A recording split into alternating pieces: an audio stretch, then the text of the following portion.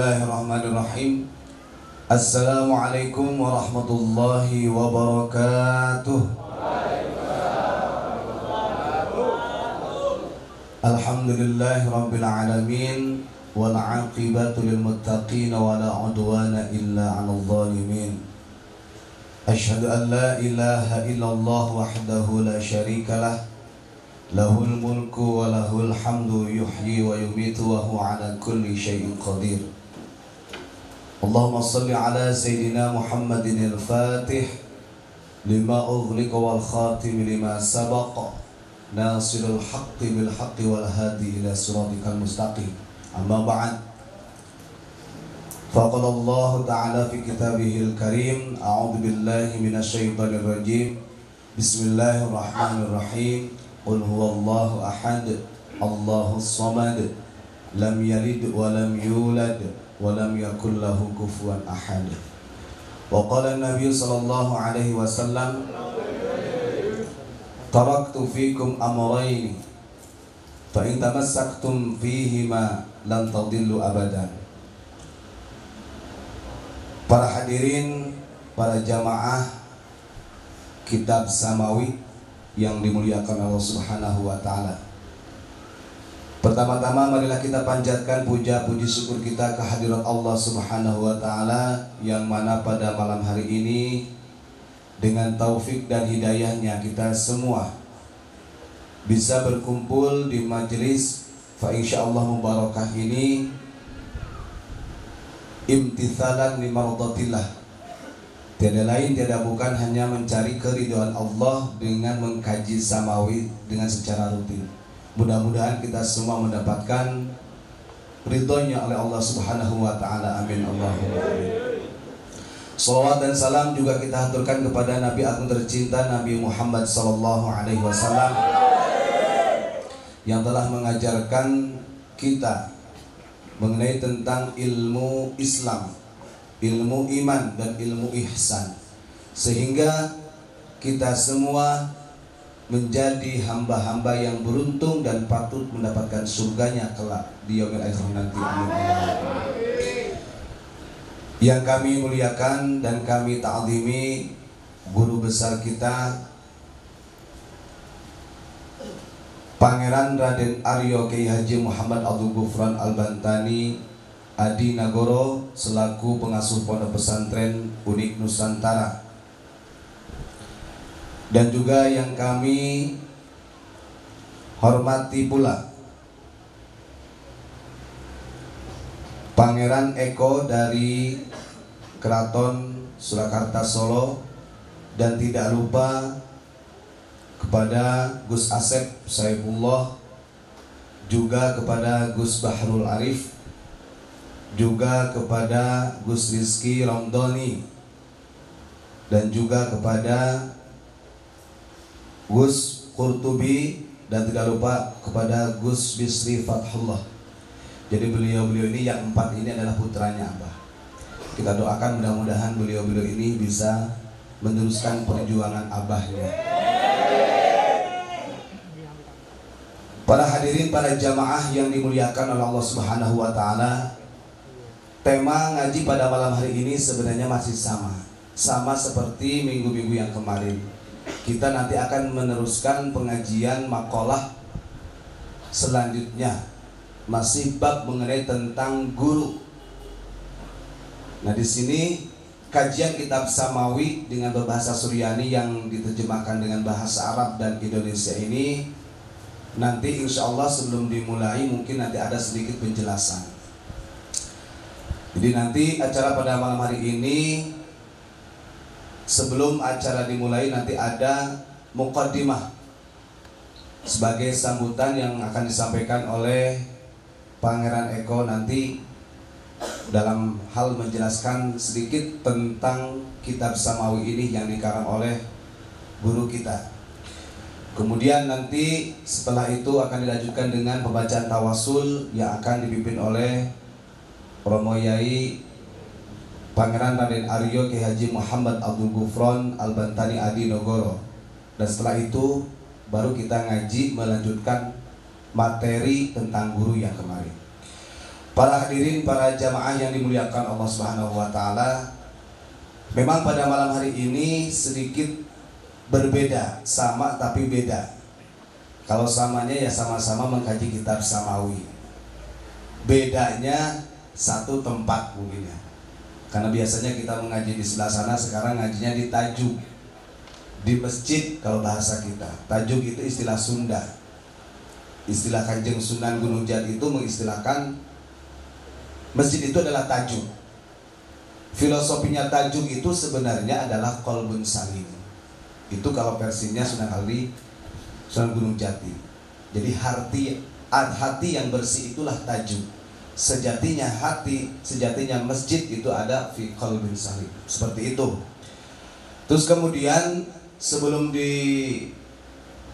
dimulai nanti, sedikit ingin saya sampaikan dari beberapa karya-karya atau kitab-kitab yang sudah dikarang oleh guru kita. Seperti yang kita lihat di depan ini, sebenarnya itu adalah bagian-bagian yang sudah tercetak. Insya Allah dari karangan beliau itu kurang lebih udah 17 karangan karyanya beliau itu. Memang rencananya Abah ini mau bikin sampai 500 kitab. Nah kita kan tidak mampu, kita mampunya berdoa. Karena kuncinya kita ini adalah doa. Jadi kitab yang pertama yang dibikin oleh beliau itu pada awal pertama itu adalah kitab Samawi yang kita kaji. Kitab Samawi ini terbagi menjadi 2 jilid. Jilid 1 dan jilid 2. Nah yang kita kaji ini masih jilid 1 bab kelima. Kelima apa keenam? Keenam. Kelima, berarti masih ingat. Alhamdulillah. Nah kemudian kitab yang kedua ada yang namanya kitab Burhan Al-Qudsi. Ini ada 4 jilid. Ada 4 jilid yang alhamdulillah sudah selesai, cuman belum direvisi ulang karena biasanya takut ada kesalahan. Terus yang ketiga ada kitab Muhammad. Kitab Muhammad. Yang keempatnya ada kitab Muqtanizut Tauhid. Yang kelima ada kitab Sirul A'zam. Kemudian yang keenam ada kitab Ghayatul Irsyad. Yang ketujuh ada kitab Sunanah Atha'illah. Dan yang kedelapan ada kitab Tazkiyatul Basirah. Yang kesembilan ada kitab Ismul A'zam. Yang kesepuluh ada kitab Thariqatul Insan. Yang kesebelas ada kitab Syifa'ul Asrar. Yang kedua-belas ada kitab Mirsadus Salikin. Yang ke-13 kitab Sulamus Sholihin. Yang ke-14 kitab Sayyaratul Fudala. Kitab yang ke-15 Hidayatul Mannan. Yang ke-16 Misbahus Sudur. Dan yang ke-17 Tajul Abidin. Itu nama-nama kitab. Nah sementara yang tulisan Indonesia beliau ada beberapa seperti Napak Tilas NU itu bahkan sudah disebarkan pada tahun 2015 waktu Muktamar NU itu di Jombang. Jadi beliau sempat menyebarkan Napak Tilas NU tersebut, tujuannya supaya NU ini kembali lagi pada khitoh. Kemudian tentang tarikh atau sejarah ulama-ulama Nusantara dari abad 14 itu 14 sampai abad 20. Kemudian ada buku Filosofi Tumpah Darah. Beliau mengambil dari beberapa sejarah yang memang akurat yang pernah diberikan oleh buyut-buyutnya beliau. Karena beliau ini selain keturunan kiai juga memang keturunan pahlawan. Seperti Bandung Lautan Api, Muhammad Toha, Hussein Hasanegara, dan Ujang Ma'ruf itu adalah kakeknya beliau. Nah itu adalah daftar nama-nama kitab yang dikarang oleh beliau. Para hadirin ya jamaah yang dimuliakan Allah Subhanahu wa taala. Jadi acara sebelum kita mulai, mari kita buka acara ini dengan pembacaan umum kitab yang mudah-mudahan bisa berjalan dengan lancar, tidak ada suatu halangan apapun. Ala hadihin niyah salihah. Al-Fatihah.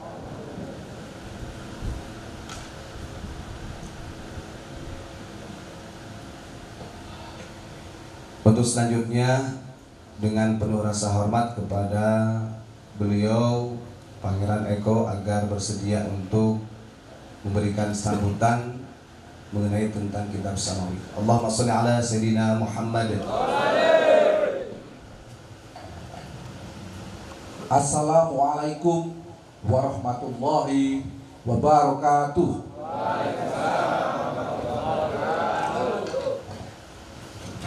Bismillahirrahmanirrahim. Alhamdulillahirabbil alamin. Wassalatu wassalamu ala asrofil anbiya'i wal mursalin Sayyidina Muhammadin wa ala alihi wa sahbihi ajma'in. Amma ba'du. Ingkang minulya ingkang dalam menghormati Kanjeng Raden Arya Kiai Haji Abdul Ghufron Al-Bantani, yang kami muliakan para tokoh, alim ulama, para gus, dan seluruh hadirin yang berbahagia yang pada malam hari ini ditakdirkan oleh Allah Subhanahu wa Ta'ala untuk hadir dalam majelis yang penuh barokah. Salawat dan salam senantiasa kita haturkan keharibaan junjungan Nabi besar Muhammad Sallallahu Alaihi Wasallam yang senantiasa kita dambakan syafaat dari beliau. Saya di sini mewakili dari Keraton Surakarta Hadiningrat karena beliau ini mendapatkan anugerah sebagai sentono, sebagai keluarga dari Keraton Kasunanan Hadiningrat yang langsung diberikan oleh Raja kami Sinuwun Pakubuwono ke-13 yang beberapa saat lalu rawuh di Pondok Unit Nusantara yang penuh barokah ini. Alhamdulillah, saya diberikan kepercayaan untuk memberikan sambutan pendahuluan tentang kitab Samawi yang dikarang oleh beliau. Bahwasanya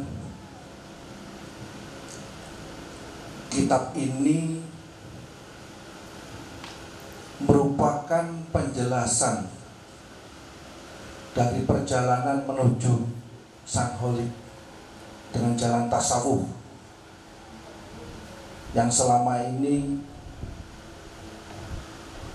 banyak hamba Allah yang mendekatkan diri dengan mengatasnamakan tasawuf, akan tetapi tidak memahami bagaimana perjalanan tasawuf yang sebenarnya. Mudah-mudahan dengan kitab Samawi ini yang merupakan penjelasan-penjelasan bagaimana tata cara untuk menempuh jalan tasawuf yang menggunakan bahasa Suryani yang kemudian diterjemahkan ke dalam bahasa Arab dan bahasa Indonesia akan lebih memperjelas kepada kita semua dalam menuju dan menggapai ridho ilahi. Sebelum membahas lebih jauh tentang kalam Suryani, bahwasanya Allah Subhanahu wa Ta'ala menurunkan bahasa ke dunia ini dengan 4 induk bahasa. Yang pertama adalah bahasa Suryani, yang kedua adalah bahasa Ibrani, yang ketiga adalah bahasa Ajam, dan yang keempat adalah bahasa Arab.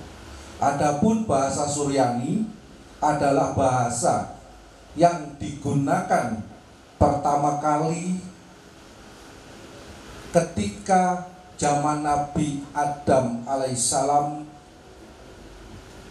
yang dijelaskan di dalam kitab Fathur Rabbani majelis yang ke-62 menjelaskan mengenai tauhid yang dikarang oleh Syekh Abdul Qadir Jailani dalam makolahnya,